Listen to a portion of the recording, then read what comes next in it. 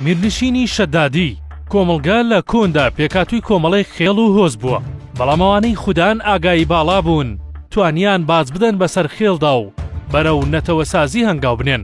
نەتەوە بە مەفهوم و تێگەیشتنە کۆنەکە کۆبوونەوەی ئەو خەڵکانە بوو کە یەک زمان و خاک و نەریت کۆی دەکردنەوە، بەڵام پێچەوانەی هۆزەکانی تری ناوچەکە کە لە دەوری نەتەوایەتی کۆبوونەوە و وەک یەک تیم بۆ سەپاندنی دەسەڵات کاریان کرد. کورد لەمە دابڕا و نەیتوانی لەگەڵ هۆزەکاندا یەک بگرێت و بوو بە هۆکارێک کە کورد بەردەوام وەکەو پەندەی لێبێت کە دەڵێ مەڕی لە شوان جێماو، واتە وەکەو مەڕەی لێدێت کە لە ڕانەمەڕەکەیدا دەبڕێت و دەخورێ. کوردیش لەو کاتەدا هۆزەکانی بەجیات دوور لە یەک ڕەفتاریان دەکرد. ئەمە هۆکاری نەمانیان بوو، بەڵام ئەوەی ڕاستیەکی نەگۆڕە ئەوەیە کە کورد لە ناوچەکە میوان نییە و خەڵکی ڕەسەنی ناوچەکەن.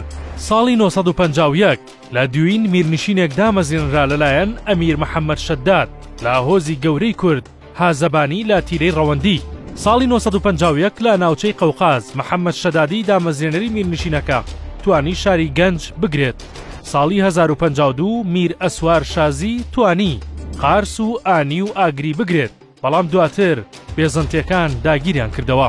ساڵی 1972 ئەو میرنشینە بەرفراوانترین ناوچەی لە بەردەستدا بوو کە تا ئێستا شوێنەواری لە ناوچەکانی ئازەربایجانی ئێستا و ئەرمینیادا هەیە. کورد خاوەنداری سەرەکی ناوچەکە بووە، بەڵام دوای هاتنی هۆزە تورکە ئازەریەکان شوێن پێیان بە هۆزە کوردەکان لەق کردووە. تەنانەت پاشماوەی مزگەوتی مانوچەهر لە ئەرمینیای ئێستا دەگەڕێتەوە بۆ سەردەمی میرنشینە کوردەکە و لەلایەن شەدادیەکانەوە دروست کراوە. بەشێک لە ئامیرەکانی میرنشینەکە یەکەم محەممەد کوڕی شەداد دامەزێنەری میرنشینەکە و ماوەی دەسەڵاتداری لە نێوان ساڵی 1951 تا 1955. دووەم لەشکری کوڕی محەممەد شەداد ماوەی دەسەڵاتداری لە میرنشینەکەدا نێوان ساڵەکانی 1955 تا ساڵی 1970. ئەو میرە لە سەردەمی دەسەڵاتداریەکەی توانی شاری گەنج بگرێت لە ئازەربایجان و دواتر کردی بە ناوەندی بەڕێوەبردنی میرنشینەکە، پاشان شاری ئەرانیان لە ئەرمینیا گرت. سێەم مەزروبان محەممەد شەداد دووەم کوڕی میر محەممەد شەدادی دامەزێنەری میرنشینەکە دەسەڵاتی گردەدەست و لە ساڵی 1970 تا ساڵی 1985 فەرمانڕەوایەتی کرد. چوارەم فادی محەممەد سێەم کوڕی میر محەممەد دەسەڵاتی گرتەدەست، ئەمە دوایەوەی براکەی لەناو برد.